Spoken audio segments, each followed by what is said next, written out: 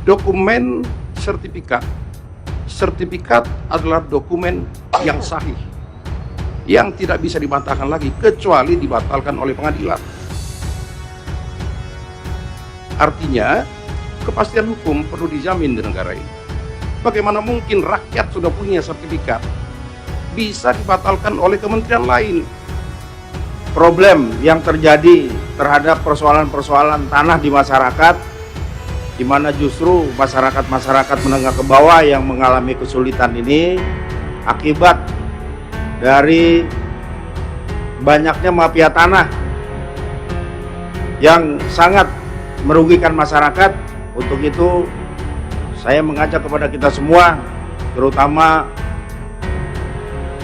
Polri, untuk menindak tegas mafia-mafia tanah tersebut dan juga menindak tegas oknum-oknum kepolisian yang jelas-jelas berpihak kepada mafia tanah tersebut.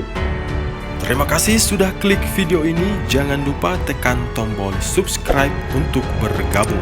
Dalam hitungan saya persilahkan kalian untuk tekan tombol subscribe.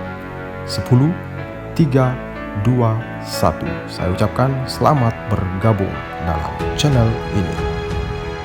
Assalamualaikum warahmatullahi wabarakatuh. Salam sejahtera kepada kita semua. Pimpinan yang saya muliakan dan Bapak Ibu, anggota yang saya banggakan, ingin menyampaikan tentang agraria, tentang konflik agraria yang terjadi di Indonesia hingga saat ini. Yang pertama, saya menyampaikan dalam sidang paripurna yang terhormat ini, dan supaya pimpinan dan mitra dari kementerian bersangkutan bisa menindaklanjuti. Yang pertama, pimpinan, lebih dari 100.000 sertifikat ya dibatalkan oleh Menteri Kehutanan dengan SK 903 2016 dengan dasar bahwa tanah yang sudah sertifikat tersebut masuk dalam kawasan hutan. Sementara sertifikat diterbitkan oleh BPN yang sudah dikuasai oleh rakyat melalui APL sejak zaman Belanda. Ini tentu menimbulkan konflik agraria, konflik pertanahan. Catatan kami di 7 provinsi ini terjadi, dari mulai Lampung, Sumatera, Kepri, dan di tempat lain. Kawasan hutan ini ditetapkan oleh Kementerian Kehutanan secara sporadis, per spot.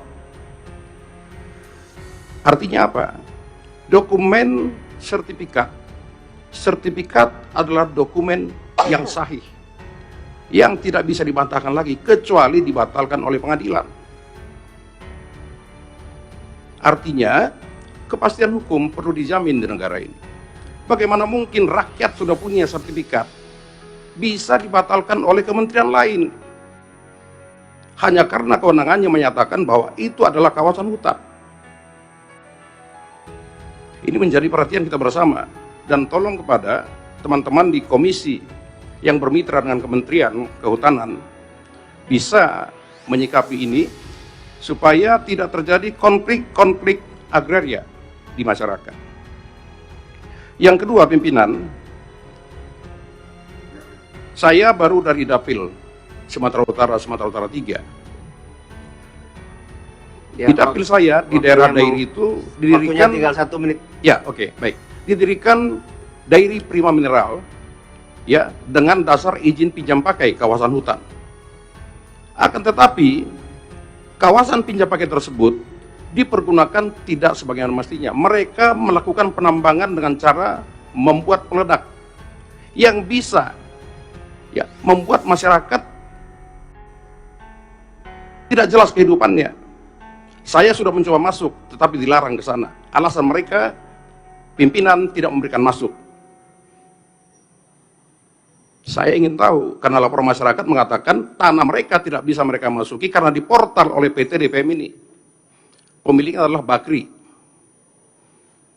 Tolong pimpinan dan teman-teman anggota bisa. Terima kasih. Berikutnya Saudara Santoso. Terima kasih pimpinan. Assalamualaikum warahmatullahi wabarakatuh. Selamat siang dan salam sejahtera untuk kita semua. Yang saya hormati Ibu Ketua dan para pimpinan sekalian, serta Bapak Ibu yang berbahagia.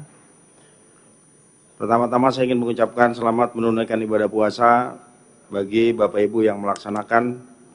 Semoga ibadah puasa kita tahun ini makin meningkatkan ketakwaan kita kepada Allah Subhanahu wa taala. Amin.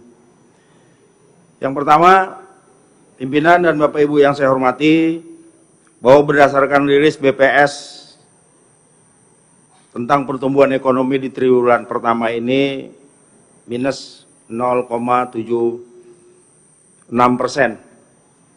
Untuk itulah dalam momen menjelang Hari Raya Idul Fitri, saya berharap agar pemerintah memberikan solusi, bukan hanya melarang, tapi memberikan solusi terhadap para UKM yang memang produk-produknya sangat dibutuhkan oleh masyarakat dalam rangka perayaan Hari Raya Idul Fitri ini. Kemudian yang kedua, menindaklanjuti tentang pertumbuhan kita yang minus seperti ini, saya ingin mengetuk hati kita semua, termasuk kepada pemerintah, agar di RPBM 2022 yang akan datang, kita sudah harus punya komitmen untuk menghilangkan anggaran seremonial di kementerian dan lembaga. Sudah tidak perlu lagi ada acara-acara ulang tahun kementerian, lembaga gitu. Mungkin yang hanya perlu ya perayaan HUT RI, kemudian perayaan tentang peringatan TNI, kepolisian gitu. Yang lain-lain menurut saya itu tidak perlu. Kenapa? Karena saat ini ekonomi kita sedang menurun. Lebih baik dana-dana itu dipergunakan untuk kepentingan masyarakat yang saat ini sedang mengalami kesulitan.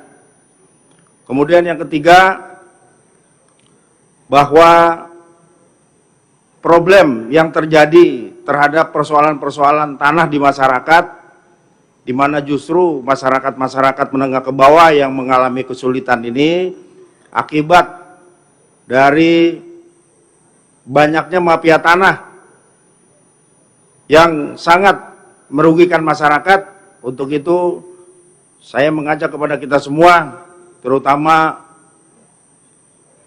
Polri, untuk menindak tegas mafia-mafia tanah tersebut dan juga menindak tegas oknum-oknum kepolisian yang jelas-jelas berpihak kepada mafia tanah tersebut. Demikian yang saya sampaikan. Terima kasih. Assalamualaikum warahmatullahi wabarakatuh.